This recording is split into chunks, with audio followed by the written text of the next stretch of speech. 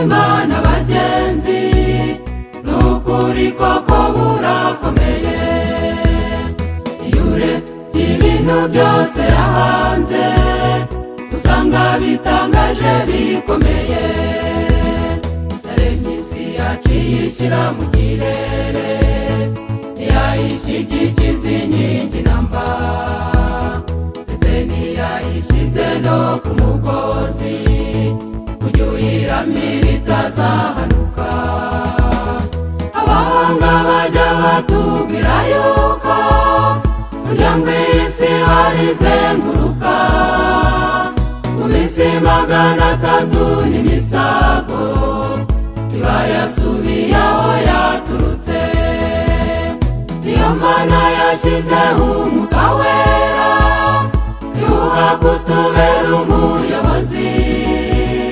Niyo mbaraga yahawe intumwa za Yesu, kuri Pentekote zikora umurimo.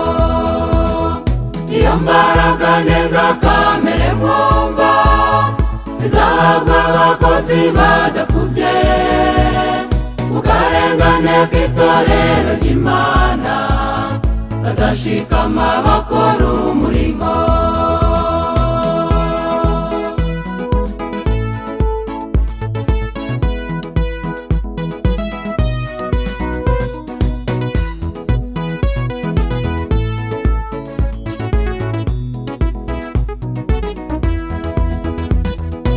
Ubushobozi bw'Imana bagenzi, n'ukuri koko burahanitse. Iyo urebye hejuru mu kirere, uhasanga imibumbe myinshi cyane, uhasanga inyenyeri nyinshi n'izuba, ibyo biruta isi yacu kure. Umva se ngo imwe burya ihora icanye, ivomaye ayo mashanyarazi. None se ko yose iri hejuru yacu, aho none ntizaduhanukira? Ko wumva se ngo nyir'izuba tureba, yatobotse agakingirizo, aho none ntiyaba ariyo ntandaro yo kurimbuka kw'isi turimo. Oya rwose icyo ni ikinyoma gishaje, umunsi w'amateka sikumeze.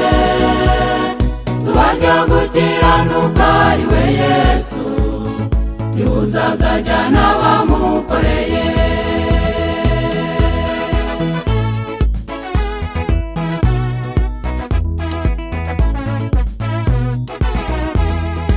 Ujye mwebwe iyaremye byose, urarenze koko ndabarahiye. Iyo wumva nk'inkuba ziri mu kirere, ukoze nsanya zose zakuranywa. Urabiriza imuhero, ukawubonera iyo gihera. Yaremye umuntu imuha ishusho yayo, imurutisha ibindi biremwa.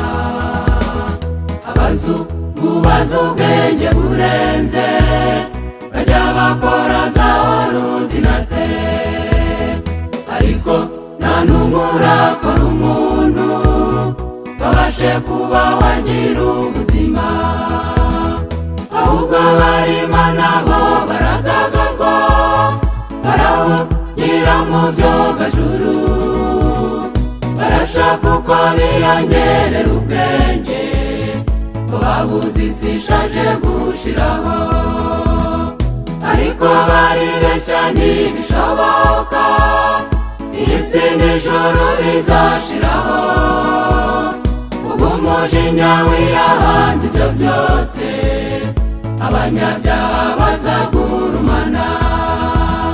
Tubwo bategereje kuza k'Umwami, uwo munsi uzatubera ibyishimo.